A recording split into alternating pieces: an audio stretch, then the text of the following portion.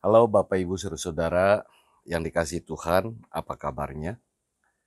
Saya selalu berharap kita semua dalam keadaan yang sehat dan selalu baik. Nah, saudara-saudara, 10 tayangan ngopi yang saya pandu yang lalu, kita telah membahas berbagai hal tentang berbagai hal tentang hidup berkeluarga. Memang masih banyak hal yang perlu dibahas, tetapi kita jeda terlebih dahulu dengan beberapa tema yang mungkin akan berguna bagi kita semua. Nah, hari ini kita akan bersama-sama membahas tentang sebuah tema mulai dari titik nol. Mulai dari titik nol. Nah, kalimat ini tentu sudah akrab di telinga kita, yakni saat kita sampai di SPBU dan akan mengisi bahan bakar. Nah, petugas akan selalu berkata, mulai dari nol ya Pak. Kira-kira begitu bahasanya. Nah, sekarang yang menjadi pertanyaan, saudara-saudara, apa sih artinya mulai dari nol dalam kehidupan iman kita? Nah, saudaraku, tentu ada banyak pendapat tentang titik nol. Ada yang mengatakan bahwa titik nol itu adalah saat seseorang dilahirkan. Artinya 9 bulan di dalam kandungan, 9 bulan 10 hari di dalam kandungan, kemudian saat ia lahir ke dunia, itu mulai dari titik nol. Itu satu pendapat. Nah, pendapat yang lain, saudara-saudara, ada yang mengatakan bahwa titik nol itu adalah ketika seseorang dilahirkan kembali. Dalam pengertian lahir baru atau menjadi petobat baru. Tetapi apapun itu, saudara-saudara, yang pasti di hadapan Allah, kita semua ini bukanlah apa-apa dan kita ini bukanlah siapa. Dalam pengertian kita ini nothing dan nobody. Di hadapan Allah kita ini miskin, tidak punya apa-apa. Mungkin Anda memiliki banyak kekayaan. Mungkin Anda punya titel yang berderet. Mungkin Anda punya pangkat jabatan yang tinggi dan mungkin juga banyak. Akan tetapi di hadapan Allah semuanya itu tidak menjadikan kita apa dan siapa. Kok bisa? Mari kita merenungkannya. Ada dua hal yang perlu kita renungkan di sini. Yang pertama, Bapak Ibu Saudara-saudara, di hadapan Allah kita ini miskin dan tidak memiliki apa-apa. Kok bisa begitu? Ya. Tetapi juga ada orang yang bertanya, bagaimana bagi orang yang lahir di keluarga yang sangat kaya? Memiliki banyak harta dan warisan. Apakah harta duniawi itu bisa menentukan status seseorang? Tidak, saudara. Di hadapan Allah kita semua miskin karena dosa-dosa kita. Dan mari kita membaca 2 Korintus pasalnya yang ke-8 ayatnya yang ke-9. Begini.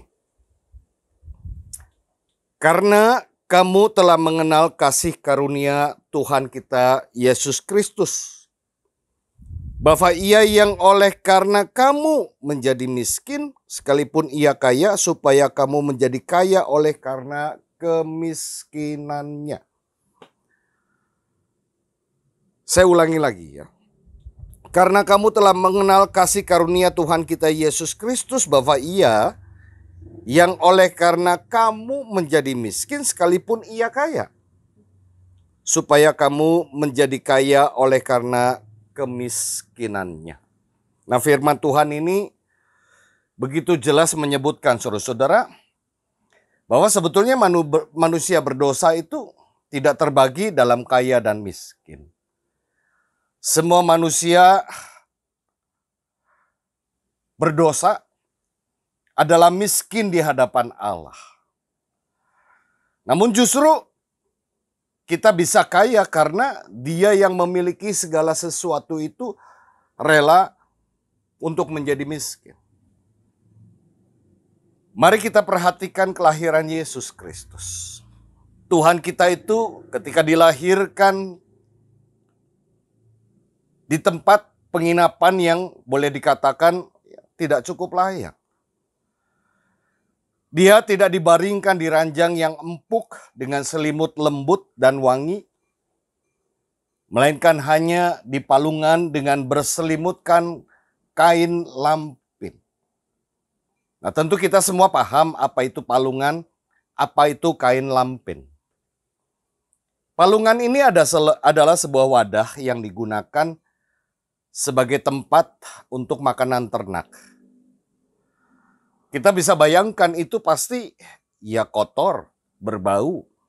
Ada bekas makanan yang entah sekian lama itu akan tersisa. Dan itu menimbulkan aroma yang memang tidak sedap. Begitu juga dengan kain lampin. Apa sih kain lampin? Nah, kita tentu memahami, saudara-saudara, kain lampin itu adalah kain yang digunakan untuk membersihkan anak domba yang baru dilahirkan. Bisa terbayang, saudara-saudara, ya, kain yang digunakan menyeka ya sisa darah, sisa ada air, ketuban dan seterusnya dan sebagainya. Atau kain lampin ini adalah kain yang biasa digunakan untuk alas duduk di punggung keledai. Bisa kita bayangkan aromanya seperti apa. Jadi kain lampin itu kumal, kusam, dan juga berbau. Dan pada saat kelahirannya, sekali lagi, saat ia baru dilahirkan, ia hanya disambut bukan oleh para pejabat atau kaum borju dengan hadiah yang berlimpah, melainkan hanya oleh para gembala yang miskin dan dianggap sebagai kaum pinggiran pada saat itu. Ya, itulah Yesus Kristus, yang sekalipun memiliki segala kuasa di sorga dan di bumi, dan segala isi alam semesta ada miliknya, tetapi ia rela miskin karena kita. Nah, untuk apa? Ya, tidak lain saudara-saudara agar kita menjadi kaya. Kaya di sini bukanlah dalam pengertian materi atau harta berlimpah, tetapi kaya dalam pengertian kita mendapatkan anugerah yang tak ternilai. Salah satunya adalah kita memiliki keselamatan. Itu adalah anugerah Tuhan. Itu adalah pemberian dari Tuhan dan bukan kita yang mengupayakannya. Jadi yang harus kita sadari penuh adalah uang dan segala kekayaan materi duniawi memang dapat menyelamatkan tubuh. Mungkin juga membuat kita merasa aman dan nyaman, tetapi tidak pernah menyelamatkan jiwa kita.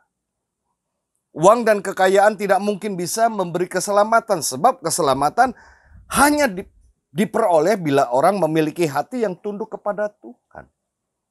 Kunci keselamatan itu adalah pada Tuhan yang memberi. Itu yang pertama. Dan yang kedua, berkenaan dengan titel yang berderet, kekuasaan, jabatan, dan kedudukan yang tinggi di tengah masyarakat. Nah, ya diakui atau tidak, saudara-saudara, orang merasa semuanya itu penting. Dan bila memiliki semuanya itu, orang merasa menjadi orang penting dan hebat. Orang merasa nyaman, bahkan ya seringkali karena itu orang seringkali memelihara status quo, tidak mau berubah. Kalau bisa tetap, dan ia semakin berkuasa. Dan kekuasaan itu ibarat orang minum air laut selalu merasa haus dan tidak terpuas. Dan karena itulah saudara-saudara, orang seringkali menjadi sombong, merasa diri paling hebat. Orang merasa diri paling benar, seolah-olah menjadi orang lain. Yang selalu ingin dihargai, yang selalu ingin didengar, yang selalu ingin dihormati. Kalau tidak mendapatkan itu, ya orang akan tersinggung dan marah.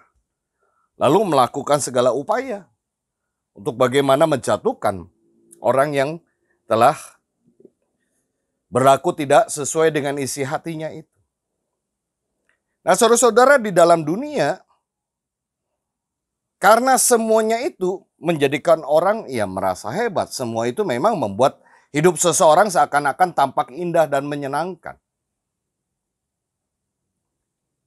Mungkin juga orang merasa aman dan nyaman, sama seperti kita memiliki harta yang banyak.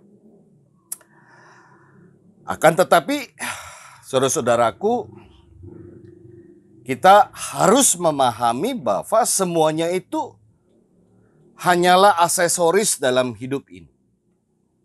Mungkin dibutuhkan untuk memperindah, mempercantik kehidupan, tetapi tidak menentukan apa-apa di mata Tuhan. Sebab di mata Tuhan semuanya itu tidak bisa membuatnya menjadi orang lain. Semua orang itu adalah berdosa dan bisa binasa karena dosa-dosanya. Apa yang kita miliki, kekuasaan, jabatan, tidak akan mungkin membuat kita bisa selamat. Karena itulah semua orang butuh pertolongan Tuhan, butuh diselamatkan oleh Tuhan, butuh anugerah dari Tuhan. Nah, sekarang saudara-saudara, kalau harta, jabatan, kekuasaan, titel, dan segala macam tidak memberikan, tidak menyelamatkan jiwa, bagaimana kemudian kita menyimpulkan semuanya itu? Nah, paling tidak ada dua hal, saudara-saudara, yang saya ingin mengajak kita semua untuk merenungkan itu. Yang pertama, kita harus bersyukur ketika Tuhan mempercayakan kekayaan materi, titel, jabatan, dan kekuasaan. Tidak semua orang punya kesempatan untuk memiliki semuanya itu. Artinya tidak semua orang bisa mendapatkan itu. Karena itu syukuri itu sebagai pemberian Tuhan. Dan tidak perlu membuat Anda berubah seolah-olah menjadi orang lain. Dan kita pun harus menyadari dengan sungguh-sungguh bahwa semua yang kita miliki itu seringkali tidak membuat kita untuk mulai dari nol. Itu seringkali membuat kita sulit untuk melakukan pertobatan. Alih-alih kita ingin menjadi berkat dan dengan semuanya itu, kita malah menjadi batu sandungan. Sebab semuanya itu bisa membuat orang menjadi lupa. Ya, menjadi lupa. Karena kesenangan dan karena kenyamanan itu membuat orang menjadi lupa. Nah, di sini kuncinya saudara-saudara adalah bagaimana kita memiliki rasa takut kepada Tuhan. Rasa takut kepada Tuhan ini bisa menjadi rem yang pakem agar kita agar tidak membuat kita menjadi kebablasan. Jadi harus ada rem. Ketika kita memiliki semuanya itu dan Tuhan memberikan kesempatan kita memiliki semuanya itu, kuncinya adalah rasa takut kepada Tuhan. Sehingga kita bisa menggunakan itu dengan sebaik-baiknya dan tidak membuat kita menjadi lupa. Yang kedua, saudara-saudara, semakin besar Anda dipercaya dengan semuanya itu, maka akan semakin besar juga tanggung jawab yang Tuhan tuntut dari kita. Karena itu gunakan semua yang ada, yang kita miliki. Harta, kekayaan, jabatan, dan kekuasaan untuk mendatangkan kemuliaan nama Tuhan. Bukan untuk demi gengsi. Bukan untuk merasa nyaman dan aman. Tetapi gunakan semuanya itu untuk mendatangkan kemuliaan nama Tuhan. Nah, Bapak Ibu Saudara-saudara tentu masih ingat kisah tentang 3 orang yang Tuhan berikan kepada masing-masing talenta, ada yang 5, ada yang diberikan 2, dan ada yang diberikan 1 talenta. Nah, kita harus mengerti, saudara-saudara, semua talenta itu nilainya sama. Banyak sedikitnya talenta yang diberikan, itu tidak menentukan status Anda lebih hebat, lebih daripada yang lain. Tetapi banyaknya talenta yang Tuhan berikan, itu sebaliknya Tuhan menunjukkan seberapa besar tanggung jawab yang Tuhan berikan.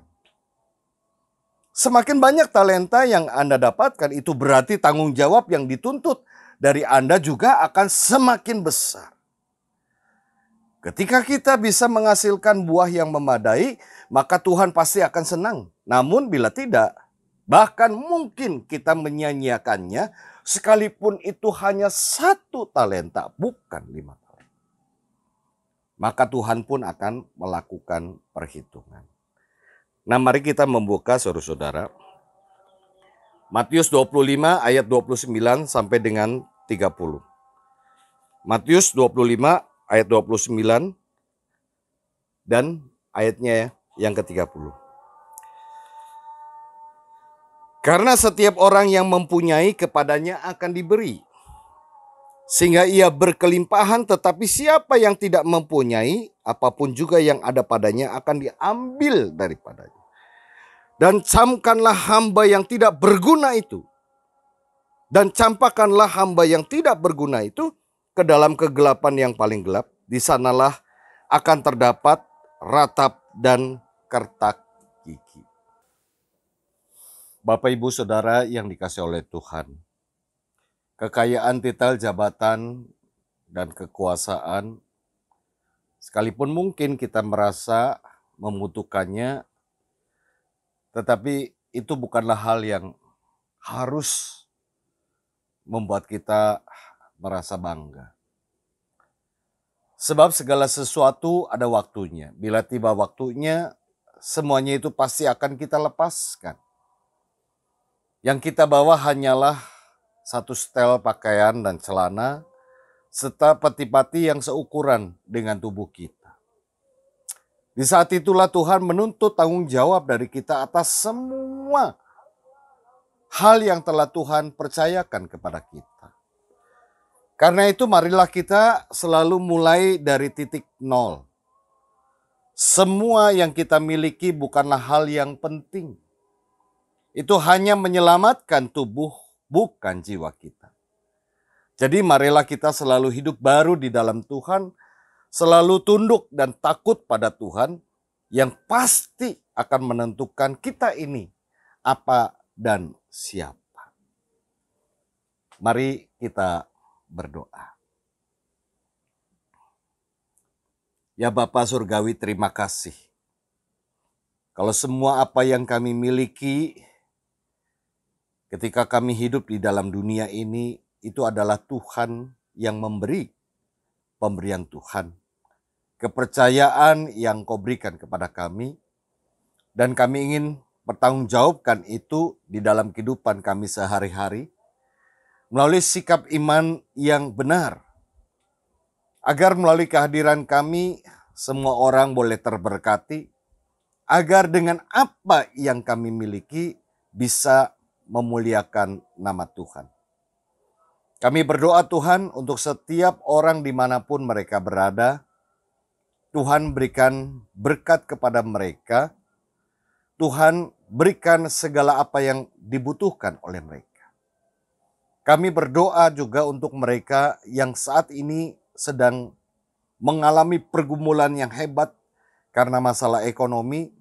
Engkau juga kiranya yang turut campur, mungkin menghadirkan orang-orang yang bisa membantu meringankan beban yang sedang dihadapi oleh teman-teman kita itu. Dan kami juga ingin berdoa Tuhan bagi mereka yang sakit, dimanapun mereka berada, baik yang dirawat di rumah maupun yang dirawat di rumah sakit, Engkau berkati obat-obatan, perawatan, dan terutama perhatian dan cinta kasih keluarga, jadikan itu sebagai alat kuasa di tangan Tuhan untuk mendatangkan kesembuhan dan pemulihan. Kami yakin dan percaya Allah yang penuh kuasa mampu melakukan semuanya itu. Inilah doa yang kami naikkan kepadamu Tuhan. Jauh dari kesempurnaan, tetapi kami yakin dan percaya Tuhan melihat isi hati kami. Setiap kami menaikkan doa kepadamu, Engkau mendengar, dan Engkau juga yang akan mengabulkannya seturut kehendak Tuhan. Rencana Tuhan di dalam kehidupan kami masing-masing. Kami berdoa di dalam nama Tuhan Yesus.